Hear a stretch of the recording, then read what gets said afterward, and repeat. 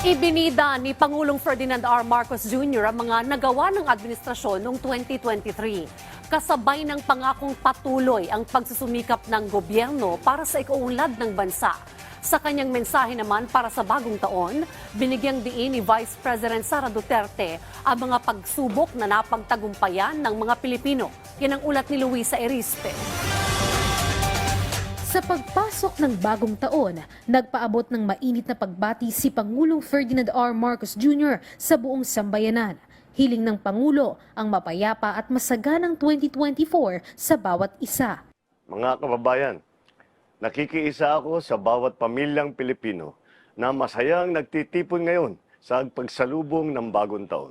Nakikisama ako sa bawat isa sa inyo na mataimtim na nananalangin na harinawa ang darating na mga araw ay mapuno ng pag-asa na hatid ng kasaganahan para sa lahat. Kabilang ako sa mga mahigpit na nananampalataya sa ating kakayahan at sa kabutihan ng may kapal, na lahat ng ating mga pinapangarap ay sana matupad. Kasabay nito ang pagtitiyak ng Pangulo na mas pagbubutihin pa ng pamahalaan ang pagtatrabaho para sa ikauunlad ng bansa nang hindi isinasantabi ang mga hamong na pagtagumpayan ng Pilipinas noong 2023. We look back to the past year, pleased with what we have done. We look forward to the new year with a pledge to build better and more.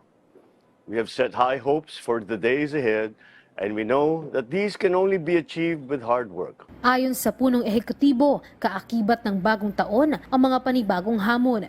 Ngunit mananatiling matatag ang bansa. Patunay sa mga naipatayo ng administrasyon ang karagdagang 33 specialty centers, higit 2,000 classroom at 7 pang cold chain facility. Ipinagmalaki rin ng Pangulo ang mga nakuhang investment ng bansa, partikular sa renewable energy. Kasama rin dito ang pagkumpleto sa 8 water supply projects na madaragdagan pa ng 147 ngayong taon.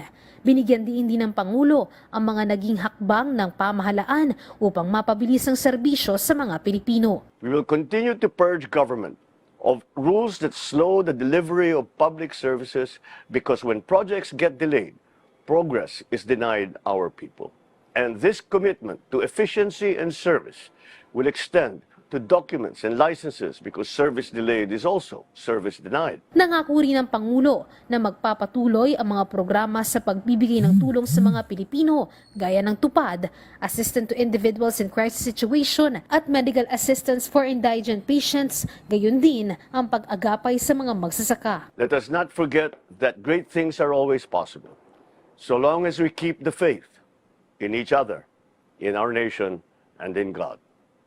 And as long as values that bind us keep us united in our collective pursuit of shared progress, we will succeed.